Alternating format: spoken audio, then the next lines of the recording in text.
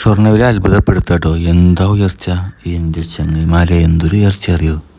ഓ പിന്നെ എന്താ ഉയരാതിരിക്കുക, ഭയങ്കര താരിഫ് അൺസർട്ടനിറ്റിയാണ്. ഇപ്പോൾ ലേറ്റസ്റ്റ് ആയിട്ട് റിപ്പോർട്ട് വരുന്ന നിസാൻ ജപ്പാൻ്റെ അവരിപ്പോൾ ആ വണ്ടി ഉണ്ടാക്കുന്നതിൻ്റെ പ്രൊഡക്ഷൻ കുറക്കുകയാണ്. അതുപോലെ ഫാർമസ്യൂട്ടിക്കൽ മേഖലകളിൽ ഒക്കത്തിനും ഏത് ഒന്നോ രണ്ടോ കാര്യങ്ങൾക്കൊക്കെ ചെറിയ താരിഫ് എക്സംഷൻ നൽകിയെന്ന് പറഞ്ഞിട്ടുള്ള ബെർത്രസ പരിപാടികളാണ്. മിനറൽസും മറ്റുള്ള എല്ലാ രീതികളിലും കന്യാശനങ്ങളും മറ്റുള്ളതൊക്കെ അങ്ങോട്ടൊക്കെ പ്രഖ്യാപിച്ചിട്ടുണ്ട്. അങ്ങനെ മൊത്തം പ്രൊഡക്ഷൻസുകളാകെ താറുമാറായി കിടക്കുകയാണ്. അപ്പോൾ ഗോൾഡ് ആണെങ്കിലോ ഇപ്പോൾ ഇൻ്റർനാഷണൽ മാർക്കറ്റ് സ്വർണ്ണവില ഭയങ്കരമായ രീതിയിൽ ഉയർന്നിട്ടുണ്ട് കേട്ടോ. 3273 ആ റേഞ്ചിലേക്കൊക്കെയാണ് ഉയർന്നിട്ടുള്ളത്. എന്താ രാവിലെ തന്നെ ഭയങ്കര ഉയർച്ച.